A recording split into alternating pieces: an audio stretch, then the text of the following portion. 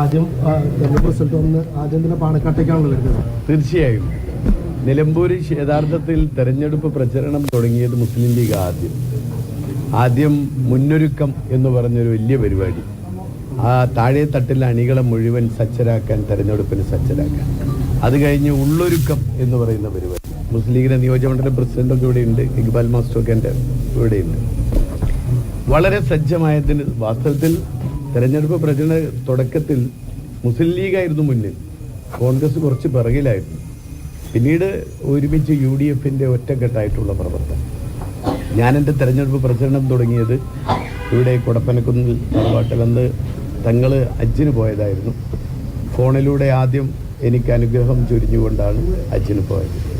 മാത്രമല്ല ഹജ്ജ് കഴിഞ്ഞ് നേരെ 4 മണിക്ക് അങ്ങോട്ട് എത്തിയത്. തങ്ങൾ എത്തിയിട്ട് നേരെ നിലമ്പൂരേക്കാണ് വന്നത്. ഹജ്ജ് കഴിഞ്ഞ് വന്ന് നേരെ ആ അനുഗ്രഹത്തോടു കൂടി തന്നെയാണ് നേരെ തങ്ങൾ നിലമ്പൂർ വന്ന് തെരഞ്ഞെടുപ്പ് പ്രചരണ രംഗത്ത് അതിന് നേതൃത്വം നൽകാൻ, അതിനുവേണ്ട ഉപദേശങ്ങൾ തരാൻ, നിർദ്ദേശങ്ങൾ.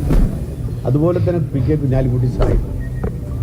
എപ്പോഴും നമുക്കറിയാം UDF എവിടെയൊക്കെ എന്തൊക്കെ ഉണ്ടെങ്കിലും അത് ഒരുമിപ്പിക്കുന്ന ഒരു വലിയ ദൗത്യം നിർവഹിക്കുന്നത് എപ്പോഴും എല്ലാ കാലത്തും. PK പണ്ടൊക്കെ പറയാറുണ്ട്, പിന്നെ മാണി സാറ്, കുഞ്ഞാലിക്കുട്ടി സാഹിബ്, ഉമ്മൻചാണ്ടി എഴുതങ്ങൾ. അതേപോലെ തന്നെ മലപ്പുറത്ത് എനിക്ക് മിസ് ചെയ്യുന്നത്, മലപ്പുറത്ത് എവിടെയൊക്കെ എന്തൊക്കെ പ്രശ്നങ്ങളുണ്ടെങ്കിലും അവസാനം അത് കുഞ്ഞാപ്പയും കുഞ്ഞാക്കയും കൂടി ഇരുന്നാൽ തീരുന്ന ഒരു കാലം ഉണ്ടായിരുന്നു. അതിന് കുഞ്ഞാക്കയില്ല. ആ ഒരു ഉത്തരവാദിത്വം കുഞ്ഞാക്കയില്ലെങ്കിലും ആ ഉത്തരവാദിത്വം ഞാൻ നിർവഹിക്കുമെന്ന തീരുമാനത്തോടു കൂടിയാണ് PK കുഞ്ഞാലിക്കുട്ടി സാഹിബ് നിലമ്പൂരിൽ വന്ന് അതിൻ്റെ തെരഞ്ഞെടുപ്പ് രംഗത്ത് പ്രവർത്തനങ്ങൾക്ക് നേതൃത്വം നൽകി. ഇത്രമാത്രം എന്താ പറയുക, ഒരു ചെറിയൊരു ലൂപ്പോൾ പോലും ഉണ്ടാകാൻ പാടില്ല. എല്ലാ വോട്ടെ അടച്ചുകൊണ്ടുള്ള ഒരു പ്രവർത്തനത്തിനാണ് മുസ്ലിം ലീഗ് നേതൃത്വം നൽകിയത്.